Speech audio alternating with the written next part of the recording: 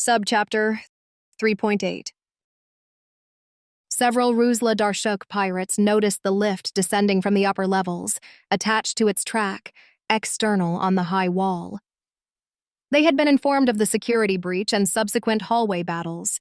Now on full alert, the pirate guards fanned out across the loading dock. The transfer of Nabu's tribute was still in process, and the presence of armed intruders willing to exchange gunfire this close to the enormous amount of wealth on the loading dock floor made the pirates nervous. Several tugs with their trains of containers trailing behind them were still in line to board the light freighter. They were vulnerable. Rick was aware of that fact as much as the pirates below. He saw them winding their way around the many stacks of pallets full of freight and containers spread across the floor, heading in their direction. He knew they were going to be jumpy, tense, and trigger-happy. He saw at least 6 pirate guards heading in their direction. Rick and QR pressed themselves against one side of the lift, the side facing the pirates. From the pirates' point of view, they saw an empty lift lowering to the floor, about 10 feet to go. Rick reached into his pocket and pulled out another fogger. He activated it and dropped it to the floor a few feet before reaching the bottom. He switched weapons from the rifle to a spitter, then got another fogger ready in his free hand. QR, follow me and watch my back. If you feel you're gonna lose me in the fog, grab my belt and hang on. Get your spitter.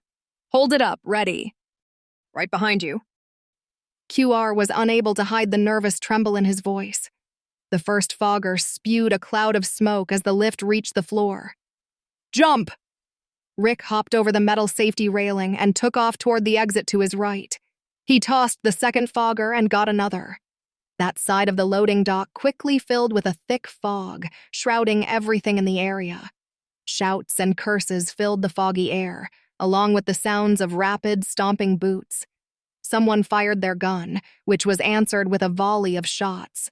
More shouting. Rick crouched behind a pallet of crates, QR at his side. Idiots, Rick said with a chuckle. They're shooting at each other. Rick heard him before seeing him. He raised his spitter, and when the pirate stepped into view 10 feet away, Rick did not think twice about firing, letting loose a burst from the gun. The pirate dropped to the floor, lifeless. Rick knew the spitter produced a different sound than the other weapons in the room. They may be drawn to it and close in on him and QR. But then again, the sounds in the loading dock bounced off the walls and reverberated in all directions. They will not be sure which way to go. Rick tossed another fogger, this time in front of him. He ran toward it with QR right behind. By now, visibility in the loading dock had been reduced to 0 in most places, with a few scant areas more thinned out. Rick and QR stopped in one of these thin areas, visibility reduced but not completely occluded.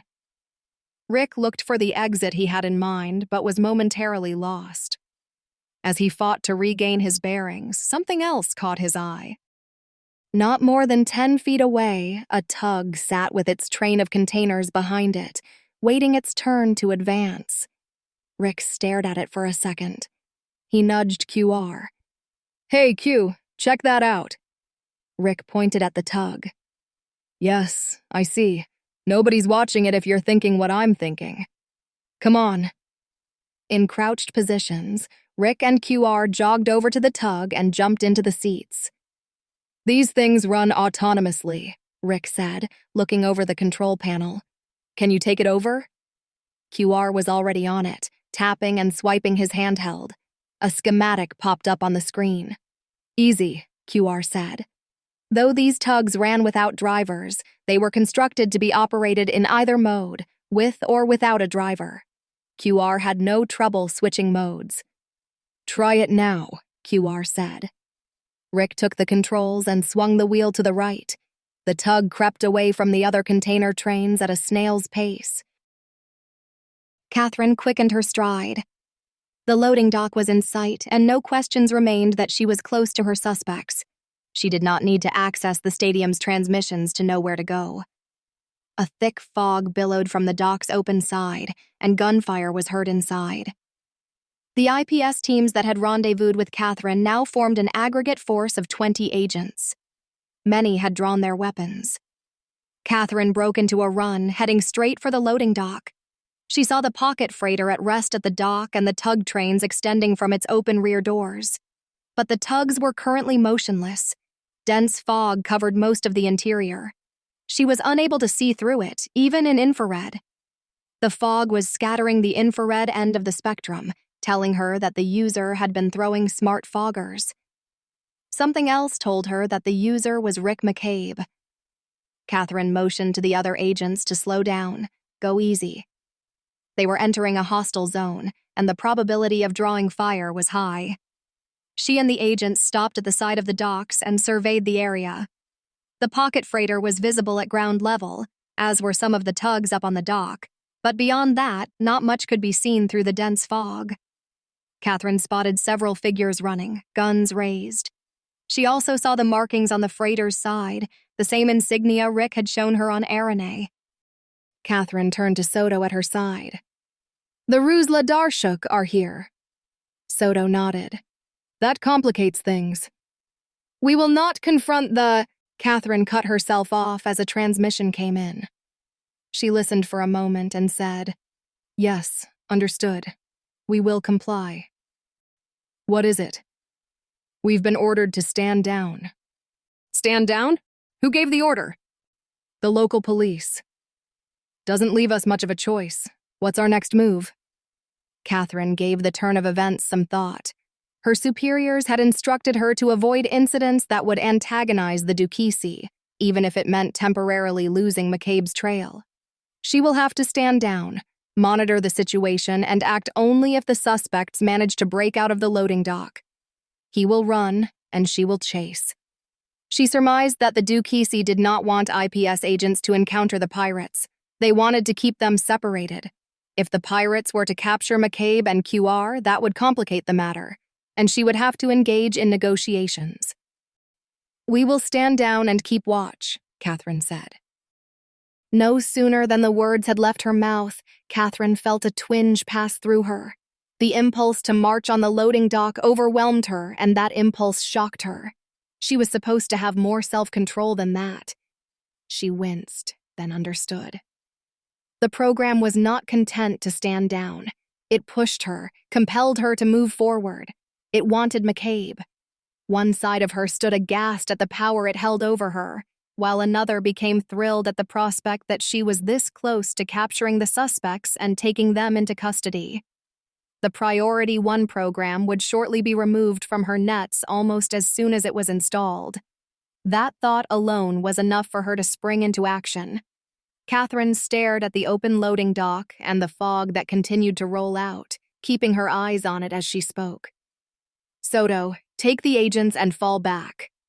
She strode toward the docks, pulling the hood of her cloak over her head to protect her identity. Soto stared at his partner. "Catherine, where are you going?" Catherine spoke over her shoulder as she marched forward. "I have to go. Stay here." She drew her weapon, a standard-issue IPS sidearm. Soto and the agents watched Catherine dash away, slightly bent at the waist, fading into the fog. She ran into her first pirate near the freighter's starboard hull. They had nearly run into each other in the fog. Both had guns, but Catherine was faster, dropping the pirate with a single shot to the chest. Another pirate appeared, drawn by the sound of Catherine's weapon. He fired as he charged, but Catherine spun and darted behind a pallet of crates. She continued to zip through the pallets, guided by the internal floor plan she carried in her head. A heavy figure dropped with a thud from a pallet of strong boxes a few paces away. For some odd reason, this pirate wielded a long sword, a strangely appropriate weapon of choice for someone in this vocation. The brute yelled an alert to his crew members and came at Catherine, blade held high. Catherine holstered her weapon and dodged the downward stroke of the sword, which rang out as it hit the floor.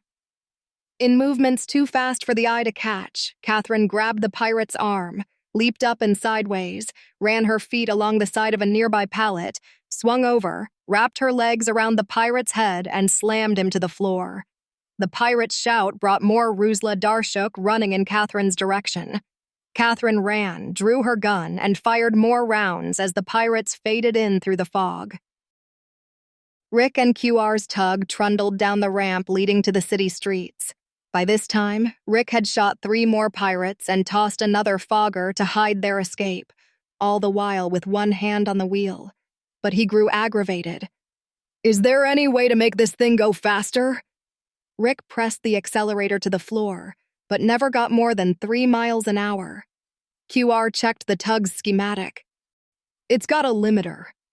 Get rid of it." QR went to work. "Gimme a second." The tug stopped. At first, QR wondered if he had made a mistake, a clumsy, misdirected tap on the screen, bringing the tug to a halt. "What's going on?" QR looked up and saw what Rick was staring at and why he had stopped the tug. Catherine stood 10 paces away, gazing at them with her gun drawn and pointed in their direction. Even in a hooded cloak, she was unmistakable. "Rick McCabe, exit the vehicle with your hands up." Rick's voice was calm and friendly. "Hello, Catherine. What took you so long?" QR whispered to Rick. "Stall her. I almost got it." "Exit the vehicle now, Rick." Catherine's voice was as resolute as her eyes. "Yeah, I don't think I'm gonna do that." "Rick, you can't find Sarah on your own. Come with me, and we'll—" In a flash, Rick snatched his spitter, aimed it in Catherine's direction, and pulled the trigger. The spitter released a stream of white-hot bolts. Catherine had her pistol on Rick and saw him draw his weapon. She had the advantage and could have fired first, but she held her fire. In the split second it took Rick to draw his gun and bring it up to his eye, she could see that his aim was not on her. His eyes were slightly to Catherine's right, just past her shoulder. She ducked just as the spitter's rounds streaked past her and struck the pirate that had rushed on them out of the fog. He dropped to the floor right beside Catherine. QR also ducked instinctively but maintained focus on his work. He gave the screen one last tap. "Okay, go." Rick did not. He stared at Catherine as she recovered from the attempted ambush, saw her gazing at the dead pirate on the floor, then turning her eyes on him. Both Catherine and Rick held their guns out, aimed at each other. They stared at each other for a long moment. "Rick." QR's voice turned urgent, seeing Rick's hesitation, urgent but suppressed and low. "Go! Punch it!" Rick pulled his gun upward, pointing it to the ceiling, showing Catherine he posed no threat to her and daring her to fire on him. He turned to the tug's controls and hit the accelerator. The tug lurched into motion, out of the loading docks, into the night, and onto the streets. The long train of containers picked up speed, zooming past Catherine. Catherine stared at the tug train rushing past her, utterly unprepared for that. She snapped out of it and holstered her weapon, then broke into a run, coming parallel to the container train behind the tug. With a powerful kick, she leaped up and came down to a hard landing on one of the crates of precious metals as it followed the tug at the lead. The containers pushed outward from her weight and momentum, but the electromagnetic connections held and they swung back into place. Catherine held onto the container, barely large enough to support her body. Up front in the tug, QR switched his handheld to a city map and checked their route. "Turn left up here," he said. At the intersection, Rick swung the wheel hard over to the right. "I said left." "They're tracking us. Mix it up." Catherine hung on as the container train whipped around a corner. Rick cut the corner severely on the inside part of the turn, holding the train together. At their current speed, every turn they made would throw the tail end of the train to the sides, sometimes impacting against other objects, parked vehicles, the sides of buildings, and walls. Pedestrians along the streets froze in their paths and gaped at the sight of a speeding tug pulling a train of containers behind it. Others who perceived they were in the whip's path bolted and screamed, barely dodging the flailing tail. Catherine clung to the container beneath her, looking ahead and behind her. She found herself roughly in the middle of the train, 20 crates behind the tug, and felt confident for the moment to stay on her crate as they raced through the streets of Pazim. So far, Rick and QR did not notice that they had picked up a passenger. Catherine activated her internal transmitter. "Mercer to Soto, track my signal. The suspects have left the stadium." "What's your 20?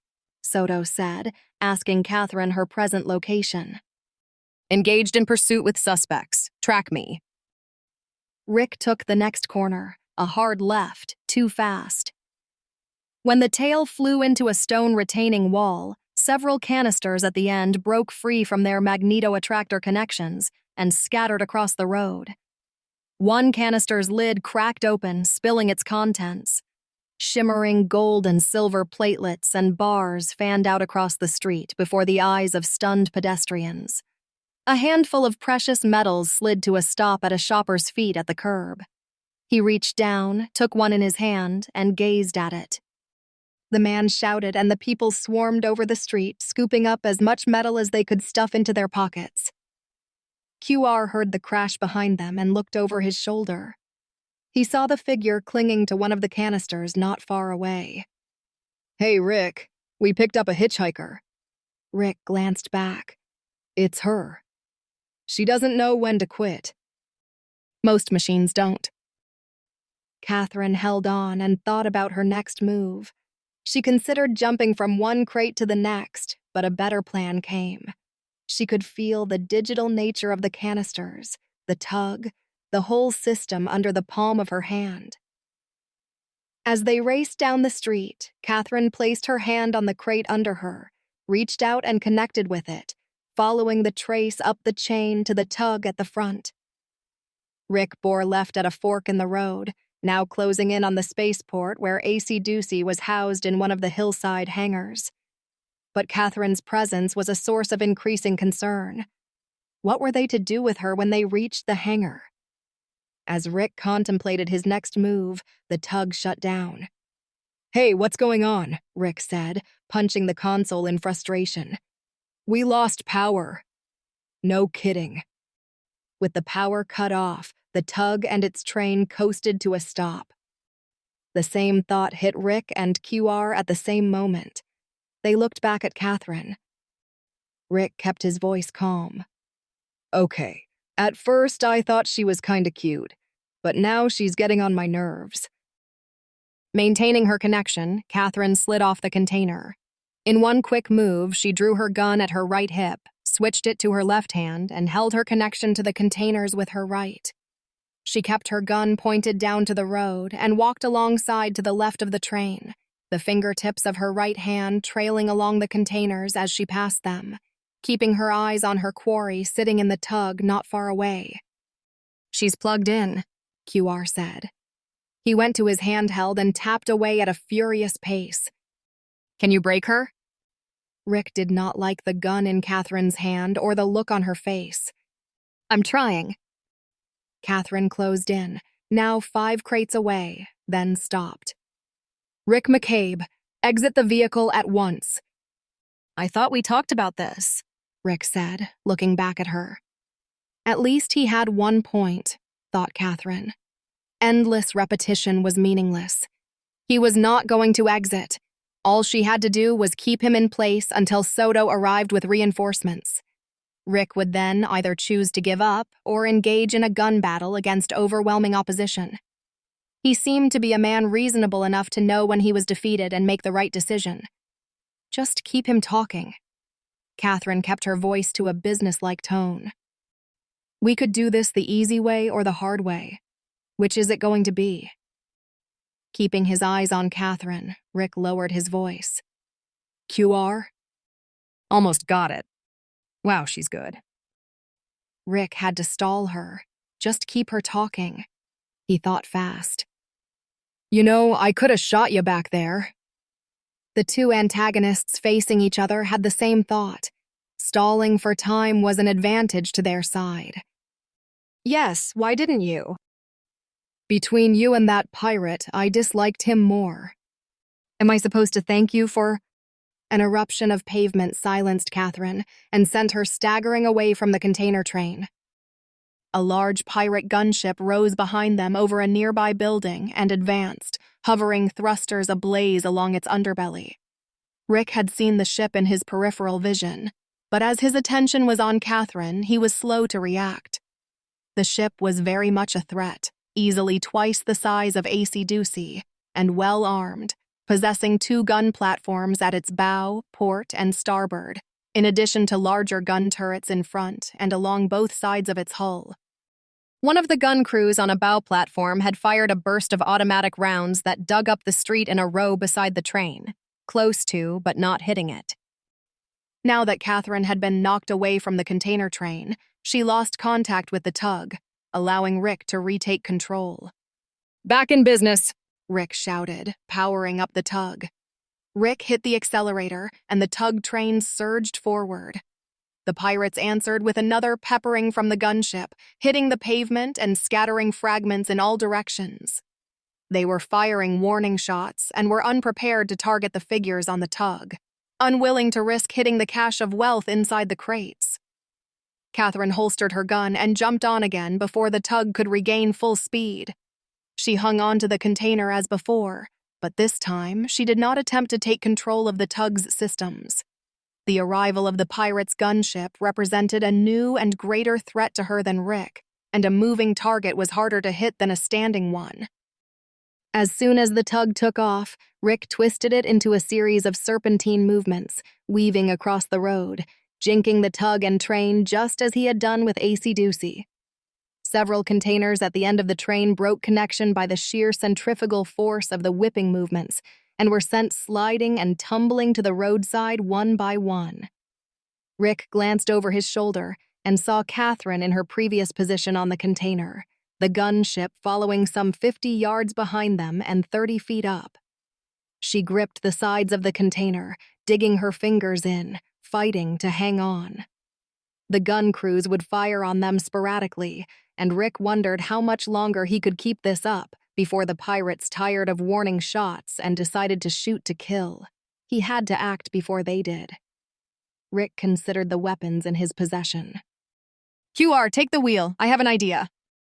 QR grabbed the wheel in one hand, uncertain if he could control the tug, and wondering what kind of mayhem Rick was about to unleash this time.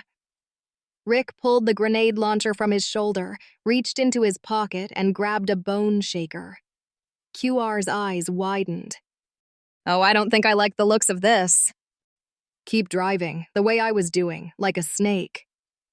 QR did his best to follow Rick's example. Rick held the bone shaker in one hand and attached it to the end of the grenade launcher, locking it on with a twist, then set his eyes on the gunship. Catherine also noticed what Rick was doing. She recognized the weapon he had in his hands and how it made her nervous.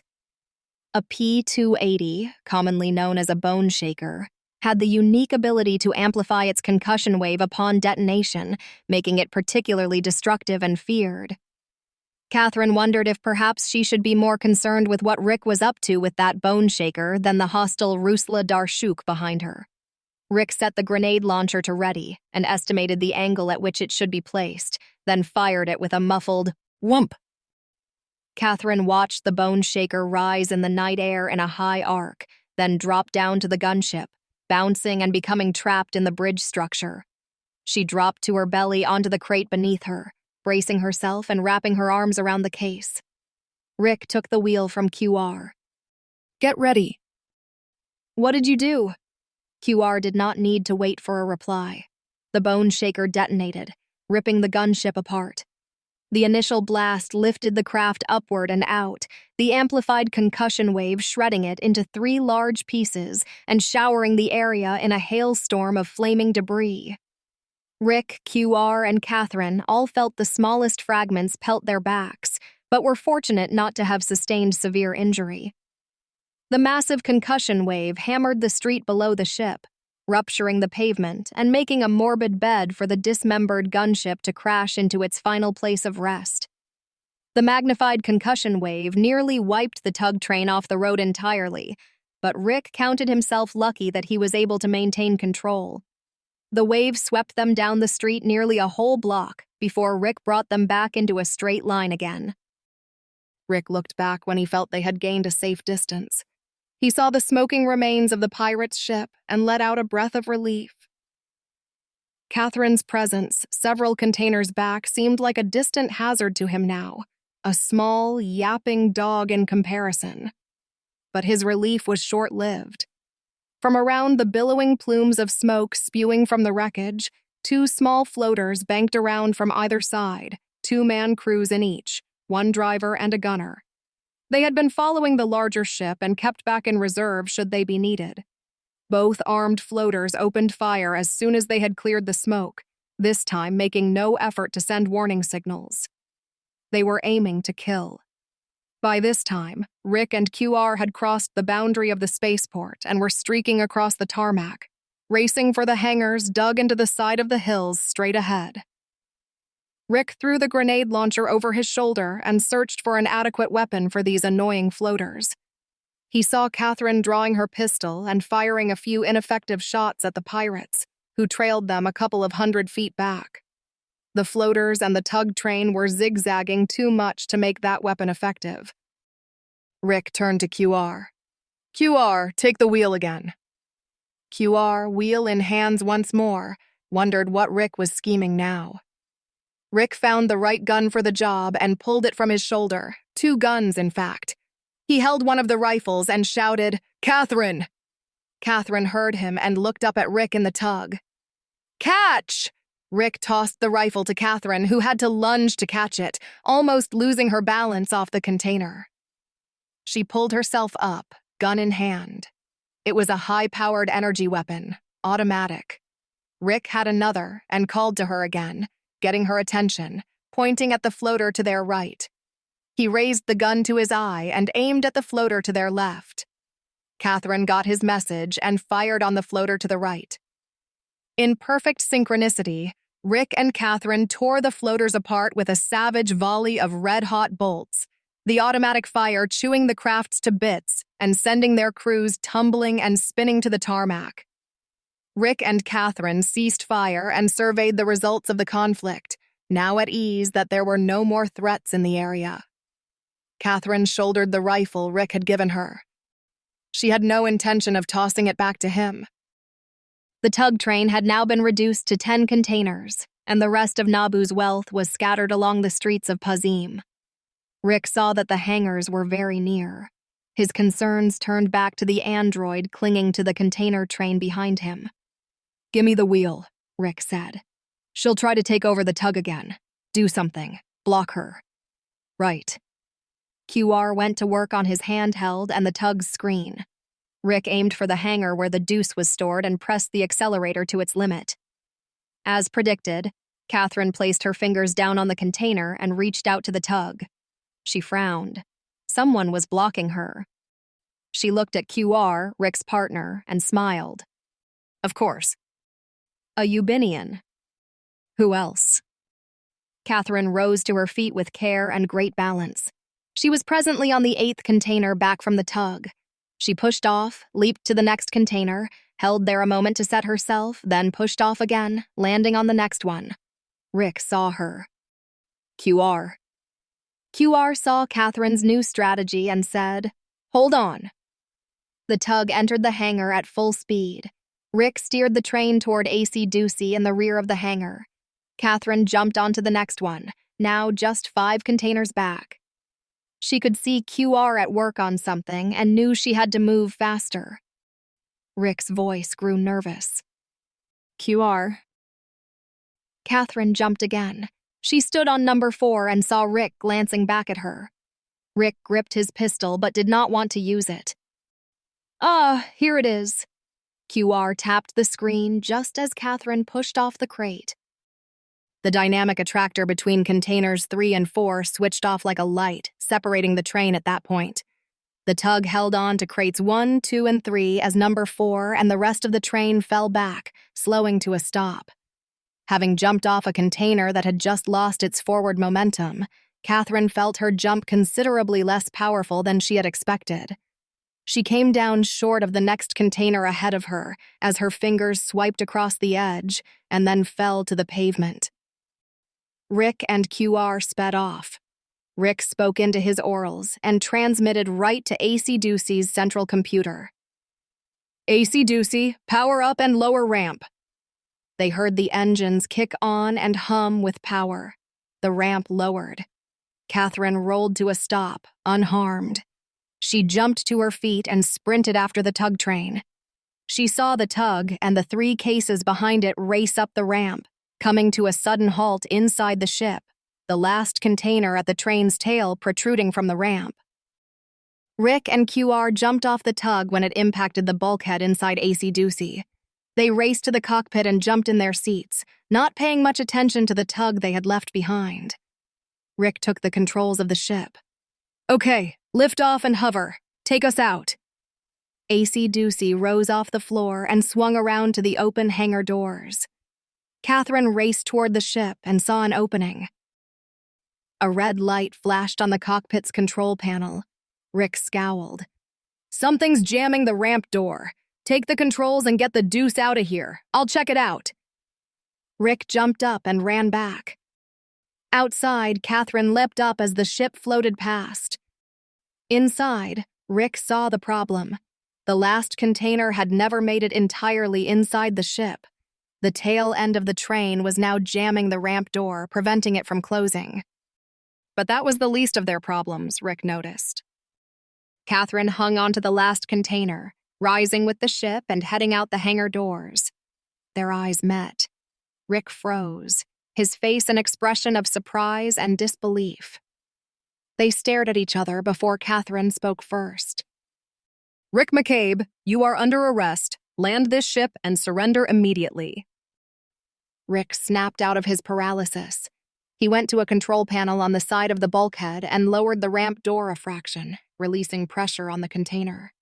He went to the tug. "Afraid I can't do that, Catherine." AC-Doocy floated out of the hangar, now in the open air. 3 ground vehicles rolled onto the spaceport's tarmac from the street, heading straight for the hangar. In AC-Doocy's interior, Rick knew how to do it. 2 taps were all it would take. He tapped the tug's screen once, selecting the 3rd and last container. He looked back at Catherine, still hanging on at the tail. "Don't forget to roll when you hit the ground," he said. Catherine stared back at him. "Rick, I have to catch you. I must." Rick held his gaze on her a moment longer. He saw no other recourse. "Sorry, Catherine. Not today." He tapped the 2nd item on the screen, the command to cut power to Container 3. The container dropped away with Catherine clutching at the end. When she hit the tarmac, she rolled to lessen the chance of injury, even for an android. She fell a good 100 feet, enough to put a human in the hospital. Catherine rose to her feet and watched the AC-Doocy pulling away. But she had one more option, one last course of action. Back in AC-Doocy's cockpit, Rick pushed the throttles ahead, gaining speed. A thought struck him, and he punched the switch, activating the shields. Outside, Catherine raised her rifle and fired off several rounds, all of which hit her target and were absorbed into the Deuce's shields. She lowered her weapon and stared at AC-Doocy rising into the air, unharmed. The 3 street vehicles rolled up to Catherine and skidded to a stop. Soto and the other IPS agents poured out. "Catherine!" Soto jogged up to Catherine. Catherine kept her eyes on the fading AC-Doocy. She did not answer him. "Catherine, you okay? That was quite a fall you took." "I'm fine." Catherine looked down and pointed at the scuffed and dented canister on the tarmac nearby. She knew its contents. She had seen them break open on the streets. "Soto, make sure this case gets to a charity that benefits former slaves. See to it personally. If you search the area, you will find more like it." She turned and marched away, heading back to the city. Soto followed. "Sure, what is it?" "You may open it when you get back to the ship." Soto sensed her deliberate ambiguity and thought it better to change the subject. "Any idea where they're headed now?" "No, and I bet neither does he." "What's the game plan now?" "Return to the Apache at once and get into orbit. The Dukisi will not be pleased with the amount of destruction that took place tonight." Catherine did not lessen her stride or her direction, straight back to the city. No kidding. We're going to have to get the diplomats out of bed on this one. Soto noticed Catherine's purposeful strides. Where are you going? Back to the auction house. You're going back in? You heard me. How many backup? None. I'm going alone. Alone? You sure that's wise, Catherine? Catherine came to a sudden halt and turned on Soto. Stop following me, Agent Soto. Get back to the Apache and lift off. Understood? Soto took a breath. Understood, Special Agent. I'm going after the same information that McCabe got. Wait for my signal. Catherine marched off, leaving Soto behind. Soto was not entirely sure he had made the right choice in coming to Dukas with Catherine. He could have requested another assignment, could have stayed on Aranay. Soto shook his head and watched Catherine striding away into the darkness. And I missed a barbecue for this.